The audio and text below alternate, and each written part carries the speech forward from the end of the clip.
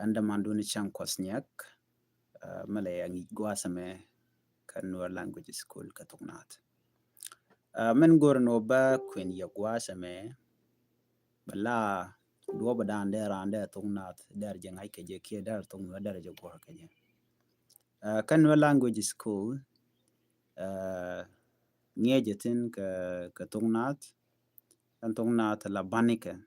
toga ka banitin dit bantin tani bandin chek jot ken bani yuali re bani kana tokan dial ngeke ka gwasame kamen kuna focus tin long kare bani kana bani yuali ko kentin kontin bum tin nyan kana kan banen kon ya mat no quick kake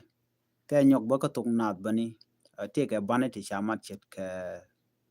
bani shek jo skin te ka bani chamat chet ka ta chet ka nya chet ka na chet ka za godang wan kan bondang wan to chaga mat kwai keke do badan deran dar ka kwen keke la ti ke the control confusion ka dang mun dan deran da ke gwad me chare le ka gwatin anyok ka jen no language school channel ka tung nuare mandan ngey ketin cha ka da bo kon tung nat bane tung nat te ke bane tichi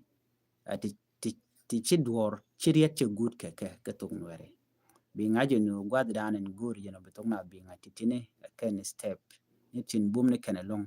mi jira ma gor de tung nat de janga ke de ko na de ngach do badanen gor kono no de na tung nuare de ngai ke je tung nuare jen la bad ke la cheche mnyodo de tung nuare de je nyot ne tungwan de je nyot god de nyot ne to dit de kan tung na de kan ngai to ga ne ke kwende we ne karoide ka gware ko ke de tie kan kontin tin bejelo jin mi ci kwene shi ngach je tok ti di albu yo tya ke je ko man yam kak du kariet riet mi shi luang ka kak shi ngaje no de je nang de ka tung na bi ngaje no di an to go mo shi tungach ko mu luang je ka kak riet chi bulong ka kak mu kane bane kan ga kon ngach kane bane tin chek jot ken kan ga ngaje no ngun la lo di no kane bane yu al kan ga ngaje no ngun la lo di no kane re bane kan ngaje no ngun la lo di no la be je mat ka kak dan de nang ka kariet to ne de jogo no ne banen chek jot kien ka tung nat ken la to ko ne kariet mi chek rien mu gar ka ba dil to ka ba en chek jode ken de chal ka ban yu ale ken re ban la dina kel la lat ken ne ka dar rita la mi sha ba mi sha riet cha je to ka ban chek jode ba chek jode chana tamen kan mi chana ta chana e gor no shi kon o chana jawlat tin la o amo e ba en shek sorry o amo e ba yuali la ba yola kire baka ba chu good ke ka la mte gudo mo ka mo e ban shek jode mishal de chole to ta ante me ban shek jode o e ba yola kire baka ka ba en chal ke ban shek jode ban shek ban tin kon shek jode ke la ka to kariet kala kan good kariet ban yuali cha ka to kariet la las kan ga derida tangon na dega ne good ba kariet chit ka ban shek jode he jen bayola kire baka gude da no good ka mu da no good kariet en bayol ka kire baka